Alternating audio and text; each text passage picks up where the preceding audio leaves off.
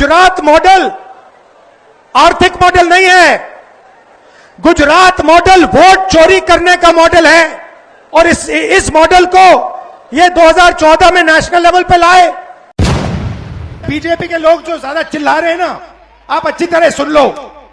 हमने अभी सिर्फ कर्नाटक का सबूत दिया है, हम आने वाले समय में लोकसभा का सबूत देंगे, हरियाणा का सबूत देंगे, बाकी प्रदेशों का सबूत देंगे और यह साबित कर देंगे कि बीजेपी आरएसएस वोट चोरी कर कर चुनाव जीतती है।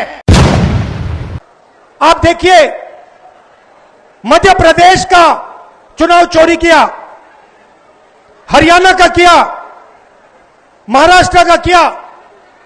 हम कुछ बोलते नहीं थे क्योंकि सबूत नहीं था, मगर महाराष्ट्र में सबूत मिल गया। इन्होंने कुछ ज्यादा कर दिया। अस्सलाम वालेकुम, आदाब। भारत लाइव में आपका स्वागत है। मैं हूं सहल कुरैशी। दोस्तों, राहुल गांधी ने जिस तरीके से संसद के अंदर नरेंद्र मोदी की आंखों में आंखें डालकर कहा था कि इस बार हम गुजरात में आपको हराने जा रहे हैं और आपको गुजरात में हराएंगे इस बार,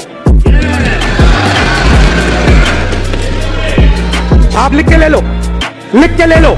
आपको ऑपोजिशन इंडिया गठबंधन गुजरात में हराने जा रहा है। वो ऐसे ही नहीं कहा था, उसके पीछे की एक बड़ी रणनीति, उसके पीछे का एक बड़ा प्लान मेरे ख्याल से कांग्रेस पार्टी और राहुल गांधी तैयार करके चल रहे हैं। जिस तरीके से गुजरात में कांग्रेस के अंदर जान फूंकने की कोशिश कर रही है कांग्रेस पार्टी, कांग्रेस के कार्यकर्ता, दूसरी तरफ बिहार की धरती पर वोट अधिकार यात्रा, मत अधिकार यात्रा राहुल गांधी और तेजस्वी यादव निकाल रहे हैं। बिहार की धरती से राहुल गांधी ने गुजरात को याद किया और गुजरात मॉडल पर और गुजरात में वोट चोरी को लेकर नरेंद्र मोदी को घेरा। इस दौरान उन्होंने अदानी और वगैरह जितने भी सूट-बूट वाले दोस्त हैं उनको भी निशाने पर लिया। हम सबको पता है कि वोट चोरी को लेकर जिस तरीके से कांग्रेस पार्टी ने जो आरोप लगाए, जिस तरीके से प्रेस कॉन्फ्रेंस की राहुल गांधी ने, लेकिन वो प्रेस कॉन्फ्रेंस सिर्फ एक कर्नाटका को लेकर, कर्नाटका के अंदर एक विधानसभा सीट पर किस तरीके से वोट बढ़े, किस तरीके से डुप्लीकेट वोटर्स वहां पर थे, किस तरीके से एक ही इंसान ने दो जगह पर वोट किया, ये तमाम खुलासे राहुल गांधी ने उस प्रेस कॉन्फ्रेंस में किए थे। उसके बाद गुजरात के अंदर मैंने गुजरात के नेताओं के कई इंटरव्यू किए और मैंने उनसे ये पूछा था कि राहुल गांधी जो दावा कर रहे हैं गुजरात में हम बीजेपी को हराएंगे, क्या ये दावा कहीं ना कहीं गुजरात में भी वोट चोरी की एक नई उसको उजागर करेगा?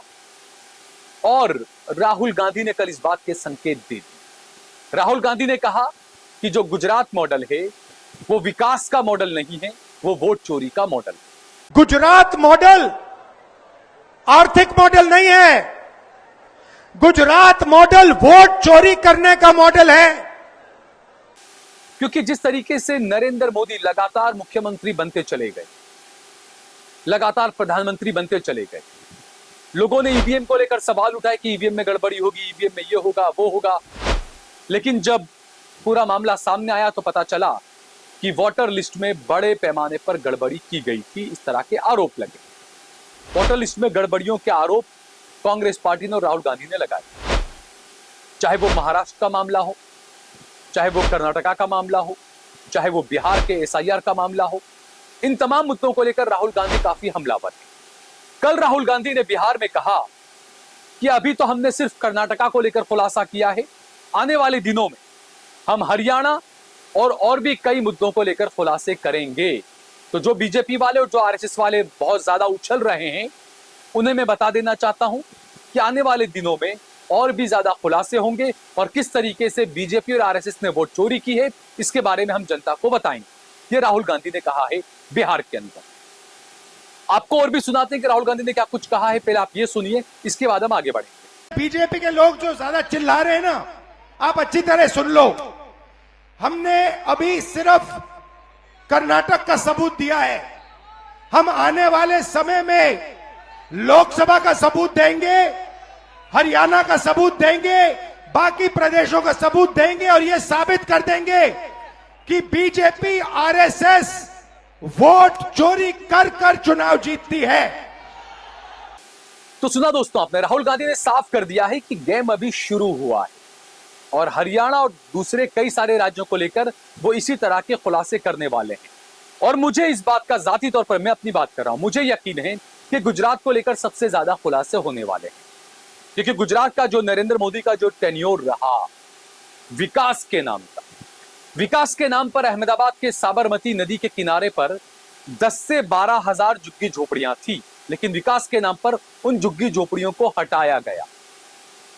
ये 10-12 हजार जो झुग्गी झोपड़ियां थी, इसके अंदर तकरीबन मेरे ख्याल से 12 हजार झुग्गी झोपड़ियां हैं। अगर एक झुपड़ी में अगर 2 लोग भी अगर वोटर माने आप, तो कम से कम 25-30 हजार वोटर होंगे। जमालपुर इलाके के कुछ वोटर थे कांग्रेस के वोटर, शाहपुर दरियापुर के इलाके के कुछ वोटर थे, इसी रिवरफ्रंट के अंदर रहते थे, कांग्रेस के वोटर, क्योंकि ज्यादातर मुसलमान थे।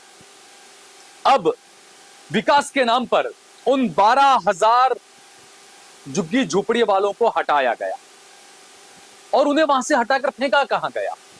वटवा के अंदर, दुधेश्वर के अंदर, यानी कि ऐसे इलाकों के अंदर उन मुसलमानों को, ये मैं बात बता रहा हूं 2008-10 के बीच में दोस्तों, हालांकि उससे पहले भी बहुत कांड हुए इस तरह के।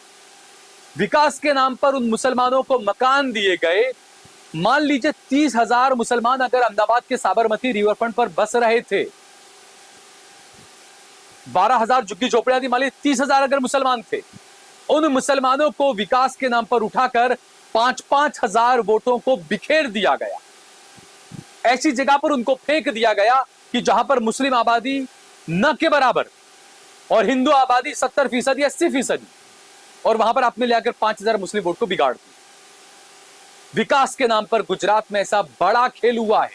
अहमदाबाद में ही नहीं, सूरत में, बड़ौदा में, वडोदरा में, भावनगर में, हर जगह पर आपको परिसीमन के नाम पर इस तरह का खेल नजर आएगा। विकास के नाम पर, कि विकास के नाम पर बड़ी बड़ी बस्तियां उजाड़ी गई और यह दिखाया गया कि देखिए झुग्गी झोपड़ी वालों को हमने बड़े बड़े फ्लैट दे दिए हैं, लेकिन इस विकास के नाम पर, इस मकान देने के नाम पर उन मुसलमानों को, उन दलितों को बीजेपी के वोटरों के बीच में जाकर बिखेर दिया गया।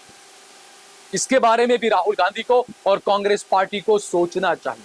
इसके बारे में भी उनको गौर करना चाहिए कि सिर्फ वोटर लिस्ट के अंदर गड़बड़ी नहीं है, वोटर लिस्ट के साथ साथ किस तरीके से वोटों को बिखेरा गया। नरेंद्र मोदी जब से गुजरात के मुख्यमंत्री थे और जब तक गुजरात के मुख्यमंत्री रहे, उस वक्त तक उन्होंने जहां जहां मुसलमानों को जो फ्लैट्स दिए हैं, आवास योजनाएं दी है, कितनी है निकाल के देखिए आप, और किस इलाकों में दी है। किस तरीके से कांग्रेस का, विपक्ष का वोट जो है वो नरेंद्र मोदी ने तिर्री बिरी कर बिखेर कर रख दिया।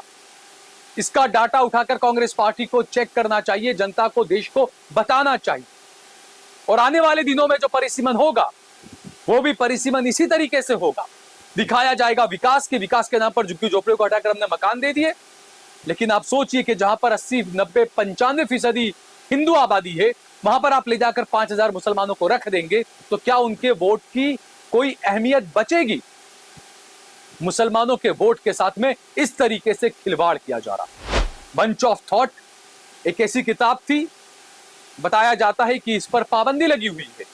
इस बंच ऑफ थॉट के अंदर यह कहा गया है कि मुसलमानों से उनके वोट देने के अधिकारों को छीन लिया जाए। तभी अगर आप वोट देने का अधिकार लिस्ट के अंदर नाम कट करके छीन रहे थे, सुप्रीम कोर्ट ने आप पर ब्रेक लगा दिया, तो अब आप जो है वो इस तरीके का करेंगे कि वो अधिकार तो आप नहीं छीन पाएंगे, लेकिन मुसलमानों को उस तरीके का कर देंगे आपको उनके वोट की कोई अहमियत ही नहीं बचेगी। तो जो लोग विकास के नाम पर बड़े खुश होते हैं कि मोदी ने मकान दे दिया, मोदी ने फ्लैट दे दिया, सोचें, समझें। विपक्षी पार्टियों को भी इस बारे में बहुत ही गंभीरता से सोचने की जरूरत है कि ये जो गुजरात मॉडल है ना, ये घोटालों का गुजरात मॉडल है, ये मुसलमानों से नफरत फैलाने का गुजरात मॉडल है, ये मेरे हिंदू भाइयों को डराने का गुजरात मॉडल है। आने वाले दिनों में हो सकता है इसको लेकर कई और सारे खुलासे हो सकते हैं। इस वीडियो को ज्यादा से ज्यादा शेयर करें, हमारे चैनल को जरूर सब्सक्राइब करें। हमने हमारा नंबर भी दिया हुआ है, ज्यादा से ज्यादा हमारा सहयोग करें, समर्थन करें। हमें आपके सहयोग की, समर्थन की सख्त जरूरत है। हमें आपके सहयोग की जरूरत इसलिए भी है क्योंकि बहुत कम संसाधनों के साथ हम आप तक वो हर खबर पहुंचाते हैं जो गोदी मीडिया, मेनस्ट्रीम मीडिया आप तक नहीं पहुंचाता है। आपके सरोकार की खबर हम आप तक पहुंचाते हैं, इसीलिए हमें आपके सहयोग की और समर्थन की जरूरत है। ज्यादा से ज्यादा हमारा सहयोग करें, समर्थन करें। जय भारत, जय हिंद।